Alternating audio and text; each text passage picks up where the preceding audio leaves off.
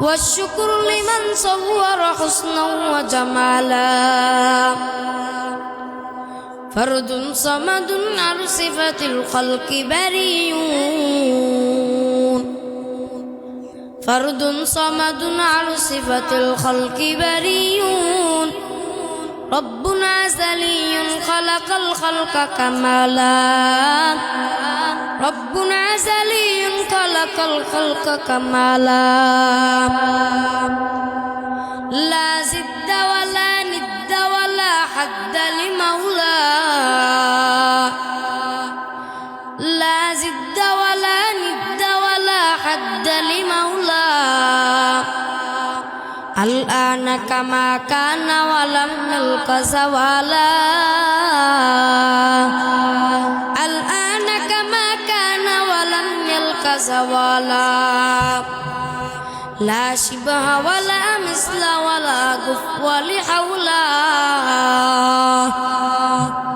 لا شبه ولا مثل ولا كفو لحولا لا ولد ولا والد لا أم وخالا لا ولد ولا والد لا أم وخالا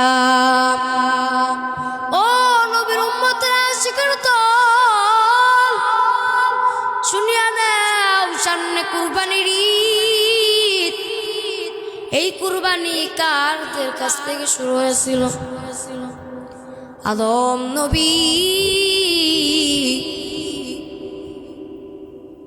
নবী তার দুই সন্তানের থেকে কুরবানি শুরু হয়েছিল কেমন করে কুরবানি শুরু হয় আর কার জন্য কুরবানি ফরজ হয় আজকে আমি বয়ানের ভিতরে সেই ঘটনা তুলে ধরব ও নবীর উম্মতরা আশিকের দল শিশু ইসমাইলকে রাইখা ইব্রাহিম নবী সফরের জন্য রওনা হয়ে গিয়েছেন এবার মা হাজেরা ইসমাইল নবীর মা হাজেরা একটা কূপ আল্লাহ তাআলা মা হাজেরাকে পানি খাওয়ার জন্য দিয়েছিলেন এবার অন্য একদল লোক ওই কূপের থেকে পানি নেওয়ার জন্য এসেছে ওই কূপের পানি ছিল সব থেকে ফ্রেশ এবার অনেক লোক ওই কূপের পানি নিয়ে আসার জন্য নেওয়ার জন্য মা হাজেরা আলাইহিস সালামের বাড়িতে এসেছে এবার শিশু ইসমাইল তখন ছোট্ট এবার মা হাজেরা ডাক দিয়া বলল তোমরা যদি পানি নিতে চাও পানি যদি তোমাদের নিতে হয় তোমাদের ঘর বাড়ি এখানে বানাইতে হবে তোমাদের এখানে থাকতে হবে তোমাদের এখানে বসবাস করতে হবে ও নবীর উম্মতেরা আশিকের দল শুনিয়া নাও এবার যখন একটা ছোটখাটো একটা এলাকার মতন ঘর বাড়িতে ভরপুর হয়ে গেল ইসমাইল নবী বড় হয়ে গেলেন হঠাৎ একদিন ইসমাইল নবী ছোট্ট মানুষ বাচ্চাদের সাথে খেলা করতেছে এবার ইব্রাহিম নবী সফর থেকে বাড়িতে রওনা হয়েছে আবার বাড়িতে আইসা দেখে ইসমাইল এত বড় হয়ে গেছেন ইসমাইল নবী তো ছোটবেলায় বাবাকে দেখে নাই এবার ইব্রাহিম নবীকে ইসমাইল নবী চিনতেছেন না এবার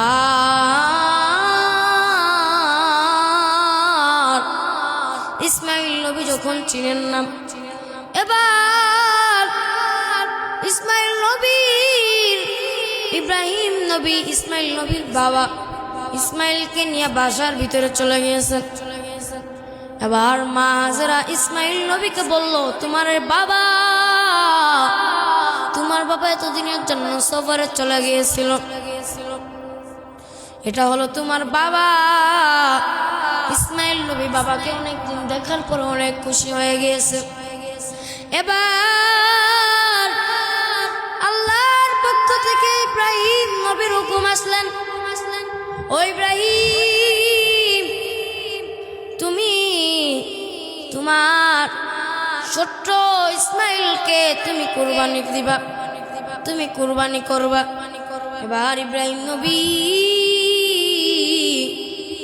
আল্লাহর অর্ডারে ইসমাইল নবীকে নিয়ে যখন মায়ের কাছে বলল, আমি ইসমাইলকে বাজারে নিয়ে যাইতেছি, অন্য জায়গায় ঘুরতে নিয়ে যাইতেছি। এবার মা হাজেরা ইসমাইল নবীকে সুন্দর করে সাজাই দিলেন। এবার ইসমাইল নবীকে সাজাই দিয়া এবার ইব্রাহিম নবী এবং তার সন্তান ইসমাইল নবী দুইজনই রওনা হয়ে গেলেন আল্লাহর পথে কুরবানি দেওয়ার জন্য। ওই ছোট্ট ইসমাইলের ঘটনা দেখে আমার আল্লাহ পাগল। ওই ইসমাইলের কথাগুলো শুনে আমার আল্লাহ খুশি। যখন ইব্রাহিম নবী ইসমাইলকে নিয়ে যখন রওনা হয়ে গেলেন, আর অনেক দূর যাওয়ার পরে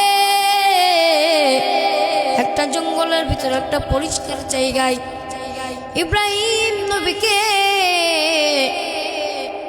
একটা জায়গায় এবার ইব্রাহিম নবীকে শোয়া দিলেন।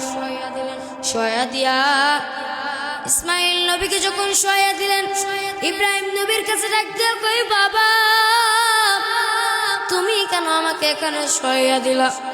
এবার ইসমাইল নবী যখন এই কথা বলল, ইব্রাহিম নবী ডাক দিয়া কই, বাবা এটা হলো আল্লাহর হুকুম থেকে এসেছে, আজকে তোমাকে আমি কুরবানি দিয়ে দিব। এবার ইসমাইল নবী ডাক দিয়া কই, বাবা এই কথা যদি আগে বলতো আমি মায়ের কাছ থেকে শেষ বিদায় নিয়ে আসতাম। আমার মা ছোটবেলা থেকে কষ্ট করে আমাকে বড় বানাইলো, ওই মাকে আমি বিদায় দিতে পারলাম না। আব্বা জান আপনি যদি আগের থেকে বলতেন আমি আমার মায়ের কাছ থেকে শেষ বিদায়টা দিয়ে আসতাম। না জানি আমার মা অপেক্ষা করতেছে আমার জন্য। বাবা যেহেতু আল্লাহর হুকুম দিয়েছে, আল্লাহ অর্ডার দিয়েছে, আর দেরি কইরো না, তাড়াতাড়ি আমাকে কুরবানি দিয়ে দাও। আমার কুরবানি দিয়ে আল্লাহকে খুশি করো, তাড়াতাড়ি আল্লাহকে খুশি করো। এবার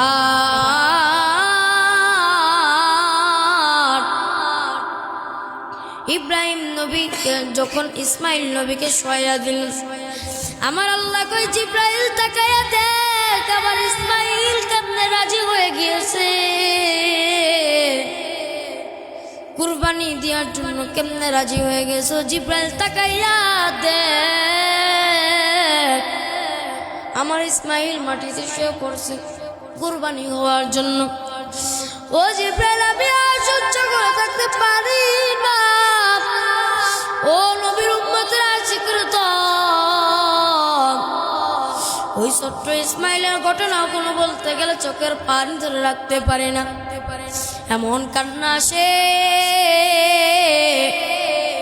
ও নবীর উম্মতের আশিকরা দল শুনিয়া নাও, ওই মায়ের নবী আমার ইব্রাহিম নবী যখন ইসমাইল নবীকে শোয়া দিলেন, ইসমাইল নবী বাবার কাছে ডাক দিয়া কই, বাবা আমার আপনি আমার কুরবানি দেওয়ার সময় আমার চোখ দুইটা বাঁধিয়া দিবেন, যেন আপনার চোখের সাথে চোখ থাকে, যেন কোনো মায়া লাগে না।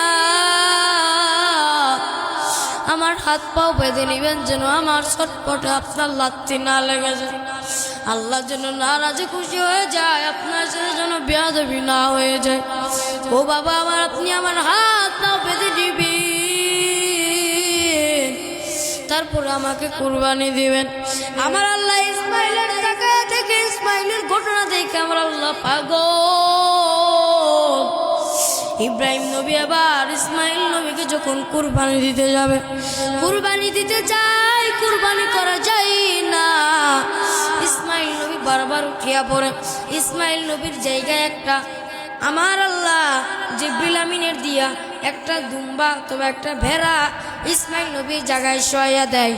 যতবার ইব্রাহিম নবী ইসমাইল নবীকে শোয়া কুরবানি দিতে যায়, প্রত্যেকবারই ওই দুম্বাটা ইসমাইল নবীর জায়গায় শোয়া পড়ে। ও নবীর উম্মতের আশিকরা দল দেখো কেমন ইসমাইল, ছোট্ট ইসমাইল কেমন ছিল, আর ইব্রাহিম নবী কেমন পাগল ছিল আল্লাহর। ইব্রাহিম নবী আল্লাহর কথা মতন যখন কাজ করতে পারে, ইব্রাহিমকে বলিয়া দিল, ইব্রাহিম আর কুরবানি দিয়া লাগবে না, আমি আল্লাহ তোমাদের উপরে খুশি হয়ে গেলাম, তোমার ইসমাইলকে কুরবানি দেয়া লাগবে না। যে বকরিটা তোমাকে কুরবানি দিতে বললাম ওই বকরিটাকে তুমি কুরবানি দিয়া দাও, ওই বকরিটাকে তুমি পুরা এলাকার খাওয়াইবা। জোরে বলুন সুবহানাল্লাহ। এর থেকে কুরবানি হয়ে গেল, এর থেকে কুরবানি চালু হয়ে গেল। ও নবীর উম্মতেরা আশিকের দল শুনিয়া নাও, দেখো ছোট্ট একটা ছোট্ট ইসমাইল যদি কুরবানির জন্য রেডি হয়ে যাইতে পারে, তুমি আমি কেন কোন আল্লাহর প্রতি কুরবানি হইতে পারবো না? ও নবীর উম্মতেরা আশিকের দল, কুরবানি হলো ফরজ। কুরবানি যাদের সামর্থ্য আছে যদি কুরবানি না করো, আমার আল্লাহ টাকা পয়সা তোমাদের কি জন্য দিল? তোমার সামর্থ্য থাকা সত্ত্বেও যদি কুরবানি না করো, সামর্থ্য থাকা সত্ত্বেও যদি কুরবানি না করো, আমার আল্লাহ ওই সকল লোকদেরকে কঠিন শাস্তি দেবেন হাসরের ময়দানে। ও নবীর উম্মতেরা আশিকের দল শুনিয়া নাও, কুরবানি করা হলো ফরজ, কুরবানি করো। দেখবা কুরবানির বদলে আমার আল্লাহ ওই কুরবানির গায়ে, ওই কুরবানির যে পশুটা তুমি কুরবানি দিবা, ওই পশুর গায়ে যত পরিমাণ পশম থাকবে কত পরিমাণ সওয়াব তোমার আমলনামায় চলিয়া যাবে। জোরে বলেন সুবহানাল্লাহ। আমার দয়ার মাওলা রে,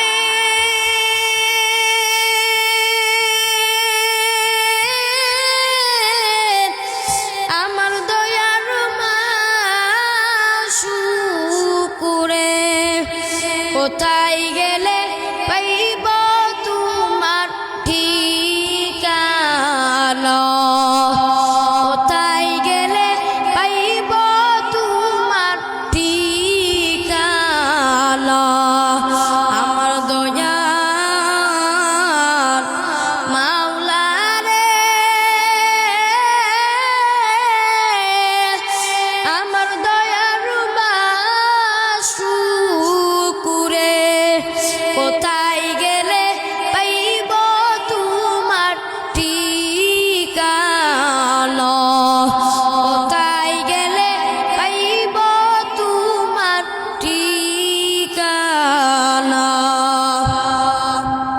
আমার আল্লাহকে কি একবার আল্লাহ বলিয়া ডাকতে মন চায় না রে যুবক? আজকে তুমি আল্লাহর পথে চলতে চাও না, আল্লাহর হুকুম মানে চলতে চাও না, আল্লাহর পথে চলতে চাও না। ও নবীর উম্মতেরা আশিকের দল শুনিয়া নাও, আমার আপনার মায়ার নবী কেমন মায়ার নবী ছিলেন? ও নবীর উম্মতেরা আশিকের দল, কেমন মায়ার নবী আমার? ওই মায়ার নবীর এরকম বয়ান করা লাগতো না। ওই নবীর আদর্শ দেখাই কত কাফের মুশরিক মুনাফিক মুসলমান হয়ে যাইত। মায়ার নবী আমার একদিন রাস্তা দিয়ে হেঁটে যায়, হঠাৎ জঙ্গলের ভিতরে একটা হরিণীকে তাকায় দেখলো, হরিণ গাছের সাথে বাঁধা। মায়ার নবী আমার হরিণীর কাছে জিজ্ঞাসা করলো, হরিণী তোমাকে এখানে কে বাঁধছে, তুমি আমার কাছে বলো। এবার ওই হরিণী ডাক দিয়া কই, মায়ার নবী আমার, আমাকে একটা কাফের, একটা অন্য ধর্মের লোক আমাকে এই গাছে বাঁধিয়া রাখছে। ও মায়ার নবী, আমি 3 দিন যাবত এই গাছের সাথে বাঁধা, আপনি যদি আমাকে একটু ছাড়িয়া দিতেন, আমি আমার সন্তানদেরকে দুধ পান করায় আসতাম। আমার সন্তানরা 3 দিন যাবত দুধ খায় না, আমার সন্তানরা 3 দিন যাবত কোনো খাবার খায় না। মায়ার নবী বলল, হরিণ আমি তোমাকে ছাড়তে পাবো, আগে মালিকের কাছ থেকে অনুমতি নিতে হবে। এবার মায়ার নবী মালিকের কাছে রওনা হয়ে গেলেন। খুঁজতে খুঁজতে মায়ার নবী মালিককে খুঁজে পাইলেন।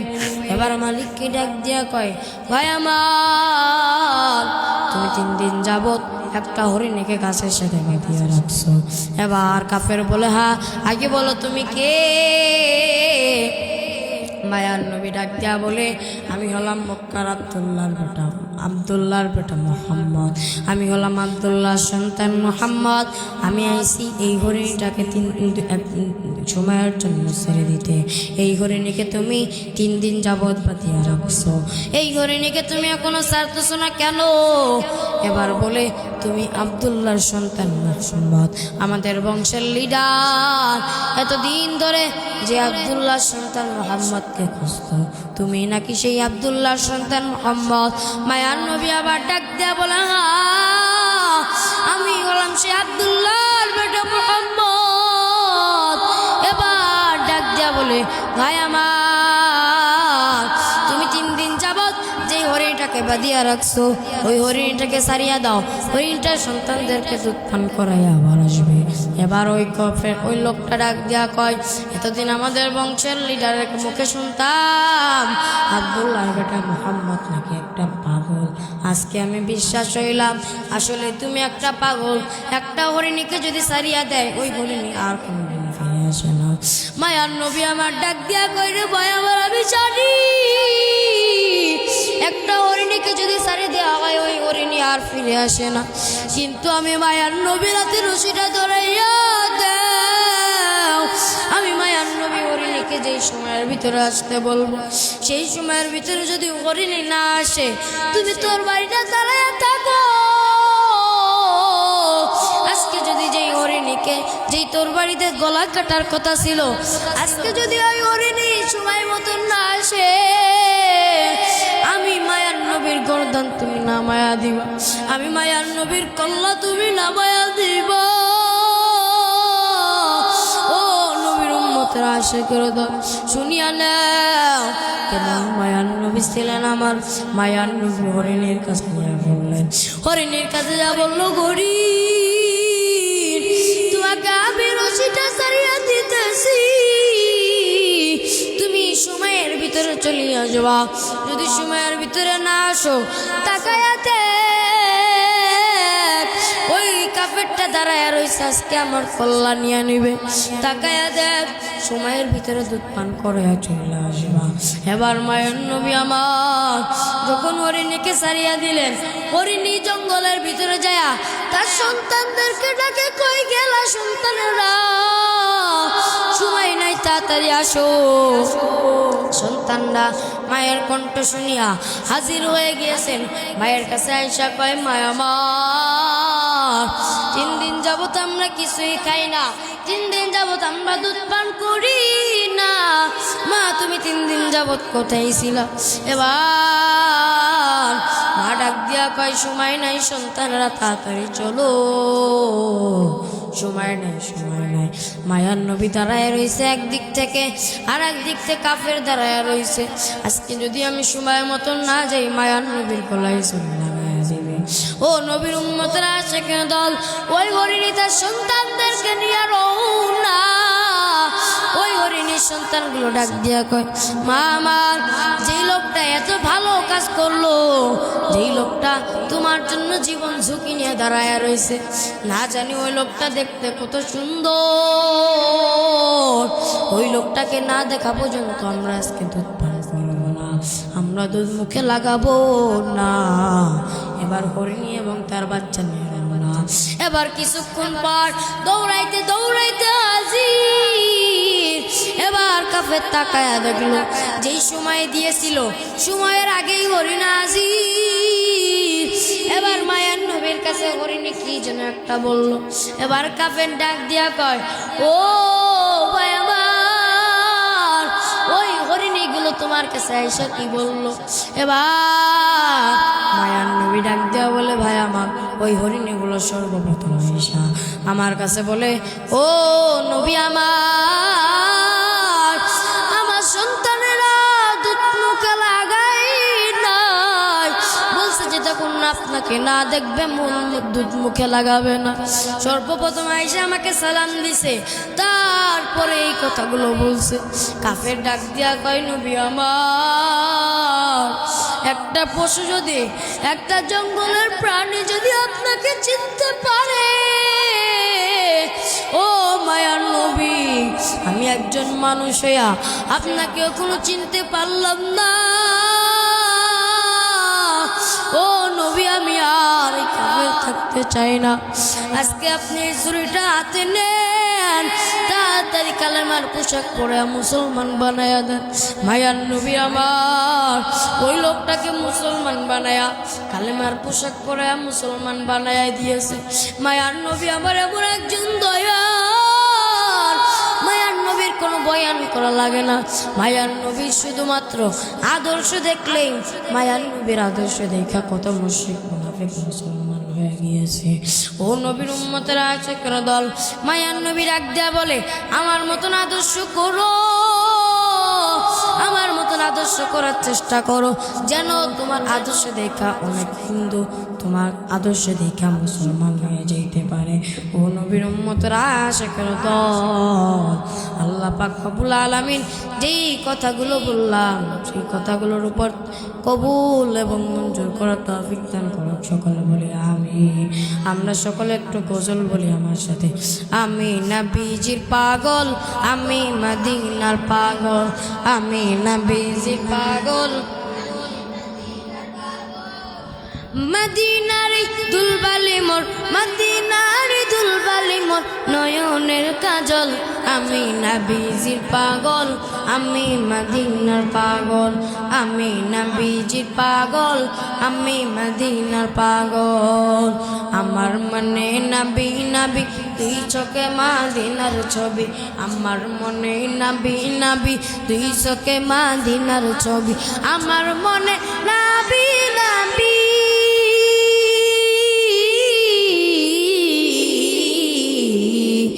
আমার মনে নবী নবী, দুই চোখে মদিনার ছবি। নবীর প্রেমে দিতে রাজি, নবীর প্রেমে দিতে রাজি, নবীর প্রেমে দিতে রাজি জীবনের সকল।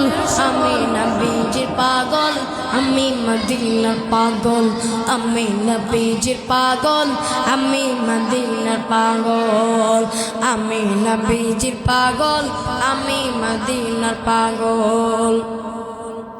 শুনিলে মদিনার কথা ভুলতে পারি সকল ব্যথা, শুনিলে মদিনার কথা ভুলতে পারি সকল ব্যথা, শুনিলে মদিনার কথা,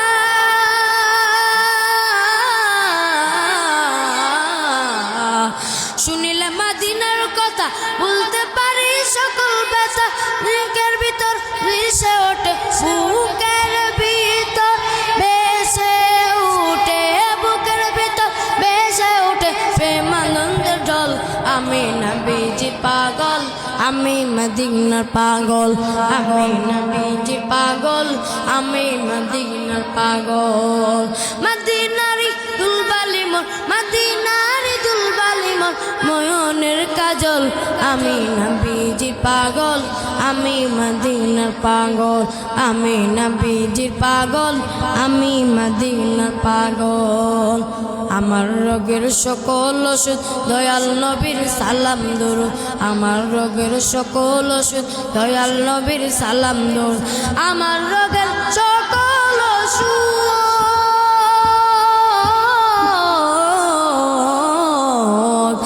আমার রোগের সকল ওষুধ দয়াল নবীর সালাম ওষুধ। মুক্তি পেতে দিব আমি, মুক্তি পেতে ভিতর আমি, মুক্তি যেতে পড়ি যখন প্রেমানন্দের জল। আমি নবীজির পাগল, আমি মদিনার পাগল, আমি নবীজির পাগল, আমি মদিনার পাগল। কথা বলেন ঠিক না বেঠিক? সকলে মদিনা যাইতে চাই কি চাই না? কে কে চায় একটু হাত তুলে আমার আল্লাহকে দেখায় দিই। মদিনাওয়ালা নবীর উম্মত যদি হইতে চাও, মদিনাওয়ালা নবীর উম্মত হইতে চাইলে দুরূদ সব সময় পাঠ করো। আল্লাহ পাক রব্বুল আলামিন যেন আমাদের সকলকে মরণের আগে একবার হলেও হজ করে তারপরে যেন নিয়ে যায়। সকলে বলি আমিন। মদিনা যাইতে পারলাম না, মদিনা দেখতে পারলাম না, মদিনা যাইতে পারলাম না, মদিনা দেখতে পারলাম না। আমি অসহায় তাই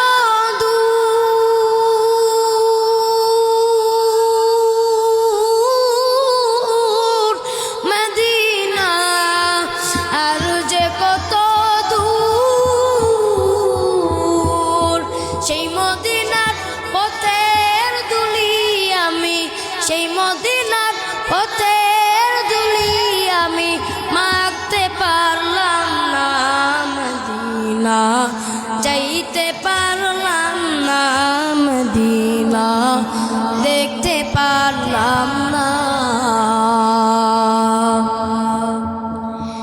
মদিনা নাম কত সুন্দর,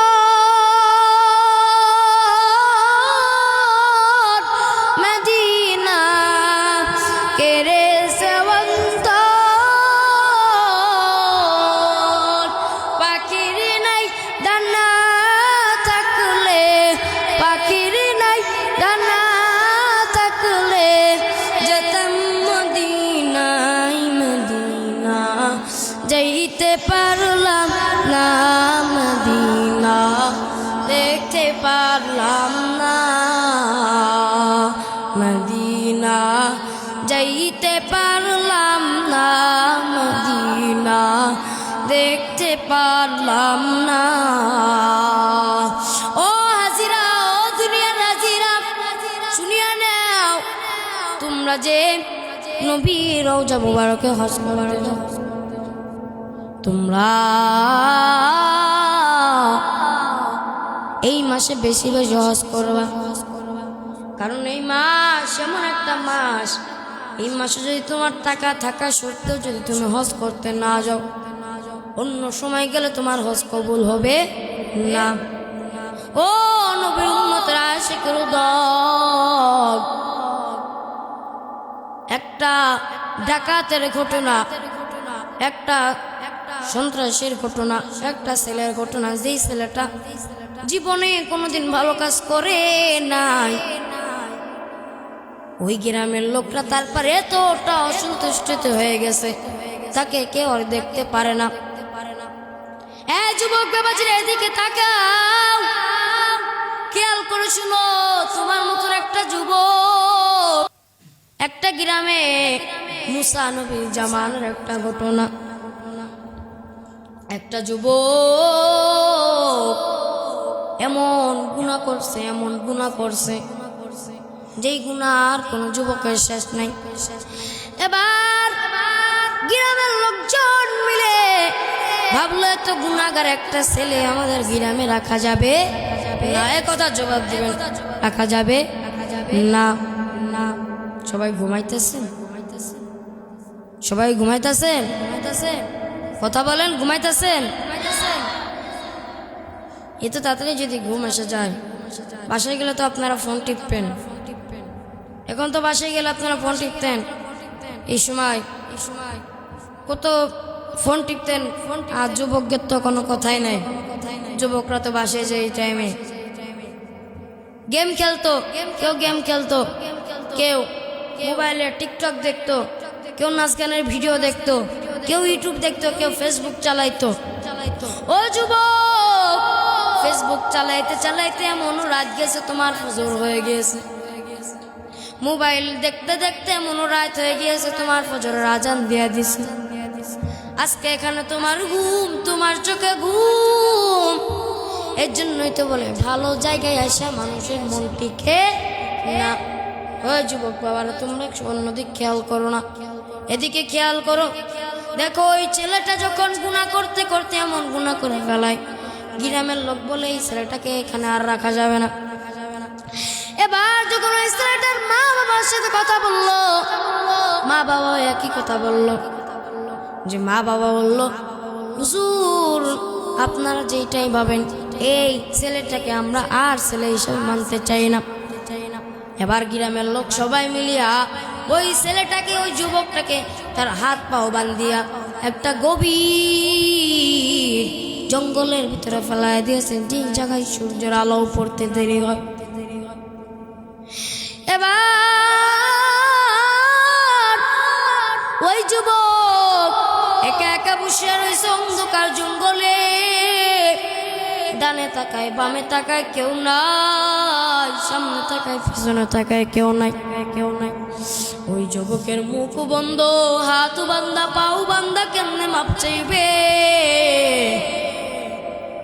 ও যুবক, আজকে তুমি আমি কত বকাবকি করছি, কত মানুষকে কত গালাগালি দিয়েছি। মায়ান নবী হাদিসে বলেন, আল মুসলিমু মান সালিমাল মুসলিমুনা মিন লিসানি ওয়া ইয়াদি। খাঁটি মুসলমান ওই ব্যক্তি যার হাত ও জবান থেকে অন্য মুসলমান নিরাপদ থাকে। ও নবীর উম্মতেরা আশিকের দল, ওই যুবকটাকে যখন ওই জঙ্গলের ভিতরে ফেলায় আসলো, ওই যুবক আমার আল্লাহর কাছে তওবাও করতে পারে না, দোয়াও করতে পারে না। ওই যুবক খালি কান্না করে আর কয়, আল্লাহ আর জীবনে গুনাহ করব না। আল্লাহ শেষ পর্যন্ত আমি পশু পাখির খাবার হয়ে গেছি। আল্লাহ তুমি আমাকে মাফ করিয়া দাও। আমার ভাই আমাকে তো আসলো, আমার গ্রামবাসীরা আমাকে ফেলাইয়া দিয়ে গেল, আমার মাও আবার খবর নিতে আসেন। আল্লাহ তুমি আমাকে মাফ করে দাও। শেষ পর্যন্ত পশু পাখির খাবার আমি হয়ে গিয়েছি। এবার ওই যুবকের কেউ দেখতেও চায় না, ওই যুবক মরে পচে গন্ধ হয়ে গেছে। এবার হঠাৎ একদিন রাত্রেবেলায় মুসা নবীর স্বপ্নের ভিতরে আমার আল্লাহ দেখায় দিলেন এই জিনিসটা। বলল, মুসা অমুক গ্রামে একটা জঙ্গলের ভিতরে এক আমি আল্লাহর ওলি, ওই জঙ্গলের ভিতরে মারা গেছে, তাকে কেউ জানাজা করে নাই, তাকে কেউ দাফন দেয় নাই। ও মুসা তুমি তারপরে দিন সকালবেলা যাইয়া ওই আমি আল্লাহর ওলিটাকে তোমরা গোসল করে জানাজা করে দাফন কাফন করে তো আসবা। এবার মুসা নবী ওই গ্রামের ভিতরে যখন সার্চ করলেন ওই যুবকটা কে ছিল, ওই যুবকটাকে, এবার গ্রামের লোক সবাই বলল এই যুবকটা ছিল সব থেকে গুনাহগার, এই যুবকটা জীবনে কোনোদিন ভালো কাজ করে নাই, এমন গুনাহ করতেছিল যেই কারণে আমাদের গ্রামের ভিতরে আল্লাহ খারাপ প্রভাব ফেলতেছিল। এই জন্য আমরা সবাই মিলে তাকে জঙ্গলের ভিতরে ফেলাইয়া দিয়েছি। এবার মুসা নবী তার দলবল নিয়ে জঙ্গলের ভিতর থেকে যুবকের লাশটা উদ্ধার করিয়া যুবককে গোসল করায়া দাফন কাফন করা যখন বাড়িতে রওনা, এবার মুসা নবী আল্লাহর কাছে বললেন, আল্লাহ তুমি তো বলছো তোমার ওলি, এখন তো দেখি গ্রামের লোক বললো এরা নাকি সব থেকে গুনাহগার, এর মতন গুনাহগার আর কেউ নাই এদের গ্রামে। আল্লাহ তুমি বলছো তোমার ওলি। আমার আল্লাহ ডাক দেয়া কয়, মুসা তুমি কি ভুলে গিয়েছো, তুমি কি জানো না আমি আল্লাহর এক নাম রহমান, আমি আল্লাহর এক নাম গফফার, আমি আল্লাহর এক নাম কাহার, আমি আল্লাহ দয়ালু, আমি আল্লাহ আমার বান্দাদেরকে ভুলতে পারি না,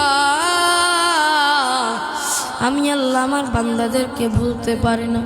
ও নবীর উম্মতেরা আশিকের দল, দেখো কেমন মায়ার আল্লাহ, কেমন দয়ার হবে আমার আল্লাহ। আমার আল্লাহ ডাক দিয়া কয়, মুমিন তো নাফরমানি করলে ওই কবরে যাওয়ার আগে তওবা করিয়া নে, যেন কবরে যাওয়ার পরে আমি আল্লাহ একটা না একটা উসিলা দিয়ে তোমাকে জান্নাতে নিয়ে যাইতে পারি। আল্লাহ পাক রব্বুল আলামিন আমাদের সকলকে বুঝার তৌফিক দান করুক, সকলে বলি আমিন। আমিন বলেন না কেন? আল্লাহ পাক রব্বুল আলামিন আমাদের সকলকে মাফ করে দুঃখ, সকলে বলি আমিন। আমাদের সকলকে পাঁচ ওয়াক্ত নামাজ আদায় করার তৌফিক দান করুন, সকলে বলি আমিন। ও নবীর উম্মতেরা আশিকের দল, ও আমার যুবক বাবাজিরা, এই যে আমাদের চুলের কাটিং দেখতেছো, এই চুলের কাটিং গুলো ছোট করো, চুলগুলো ছোট করো, চুল হলো নবীর সুন্নতে কাটো। বাবরি রাখতে মন চায় ঘাড় বাবরি রাখো, নবী আমার নিষেধ করে নাই সামনের চুলগুলো ছোট করে ফেলিয়ে দাও, বাবরি রাখো, তাও কোনো নিষেধ নাই। কিন্তু বান্দরের মতন চুলগুলো রাখিয়া কোনো দরকার নাই। ও নবীর উম্মতের আশিকের দল, এই জন্যই বলিয়া দি তোমরা যারা যুবক আছো এখন তোমাদের তওবা করার অনেক টাইম আছে। ও যুবক তাকায় দেখ কত ঘটনা ঘটে গেল আমাদের বাংলাদেশে। যুবক এই যে আমাদের ঢাকায় একটা এমপি, নাম তার হলো পাবেল, আওয়ামী লীগের যখন আওতায় ছিল, শেখ হাসিনার যখন আওতায় ছিল, এই দেশটা যখন শেখ হাসিনার ছিল, শেখ হাসিনা যখন প্রধানমন্ত্রী ছিল, আওয়ামী লীগের একটা এমপি ছিল, এমপির নাম হলো পাবেল। নাম কি? পাবেল। আমার ঢাকায় মাদ্রাসা যেই জায়গায়, ওই মাদ্রাসার পাশে, মাদ্রাসা থেকে 5 মিনিট লাগে ওই এমপির বাড়িতে যাইতে। হঠাৎ একদিন শুনি ওই এমপি পাবেল আর দুনিয়াতে নাই। এবার তাকায় দেখলাম ওই পাবেল ছিল যুবক, হালকা মুরব্বী, এখনো দাড়ি পাকে নাই। ওই পাবেল ছিল কোনো যুবকের মতন, কিন্তু তার মা মুরব্বী মানুষ, তার মা বেঁচে আছে কিন্তু তার সন্তান চলে গিয়েছে। ও যুবক মরণের গ্যারান্টি নাই। এই জন্য আল্লাহ ডাক দিয়া কয় কোন সময় যেন মরণ হয়ে যায়, আজরাইল আসবে, জানটা কবজ করে নিয়ে চলে যাবে, মাটিতে শুয়ে পড়বা, অন্ধকার কবরে রাইখে আসবে, সবাই তোমাকে ভুলে আসবে, সবাই তোমাকে মাটি চাপা দিতে আসবে, সবাই তোমাকে ভুলে যাবে। ও নবীর উম্মতেরা আশিকের দা, ওই পাবেলের তাকায় দেখ, ওই পাবেল বেঁচে নাই কিন্তু পাবেলের মুরব্বী মা বেঁচে আছে। পাবেল দুনিয়াতে নাই, পাবেলের মা বেঁচে আছে। এই জন্য বাবা কত ঘটনা ঘটে গেল। দাদার বয়স 60-65 বছর, দাদা বেঁচে আছে, যুবক কেবলটা 20-25 বছর বয়স, যুবক মারা গেছে। বাবা বেঁচে আছে, সন্তান মারা গেছে, সন্তান বেঁচে আছে, বাবা মারা গেছে। কত ঘটনা ঘটে গেল। ও যুবক বাবা, তোমরা যারা কোনো নামাজ পড়তে চাও না, তোমরা কখনো যারা তওবা করে চলতে চাও না, আজানের সময় তোমাদের এই সমস্যা হয়ে যায়, ওই সময় সমস্যা হয়ে যায়। ও যুবক, আর কয়দিন বাহাদুরি দেখাইবা? এখনো সময় আছে, তওবা করিয়া নাও, আমার আল্লাহ দেখবা তোমার তওবাকে কবুল করিয়া নিবে। আল্লাহ পাক রব্বুল আলামিন আমাদের সকলকে কবুল করে আনুক, সকলে বলে আমিন। যারা আমার আল্লাহর হুকুম পালন করে চলবে, আমার আল্লাহর হুকুম মেনে চলবে, আল্লাহ পাক রব্বুল আলামিন আমাদের সকলকে 5 ওয়াক্ত নামাজওয়ালা বানায় দুঃখ, সকলে বলে আমিন। আজকে থেকে যা 5 ওয়াক্ত নামাজ আদায় করবেন, হাত তুলে আমার আল্লাহকে দেখা যেতেন, আল্লাহ তুমি আমাদের হাতগুলোকে কবুল করিয়া নাও, এই হাত দেখে দেখে একদিন জান্নাতে নিয়ে যাবা, সেই তৌফিক আপনি দান করিয়া দেন। আল্লাহ আপনি আমাদের দোয়াকে কবুল করিয়া নেন। আল্লাহ আমাদের মনের আশাকে আপনি পূরণ করিয়া দেন, আজকের মাহফিলকে আপনি কবুল করিয়া নেন। আল্লাহ আমার পাশে সভাপতি বসা, আল্লাহ আপনি আমাদের সভাপতি সাহেবকে কবুল করে নেন। আল্লাহ আপনি আমাদের সকলকে নেক দান করিয়া দেন। আল্লাহ আমাদের মাদ্রাসার মাহফিলকে কবুল করিয়া নেন। আল্লাহ আপনি আমাদের সকলের হাতগুলোকে কবুল করে নেন, সকলে বলে আমিন।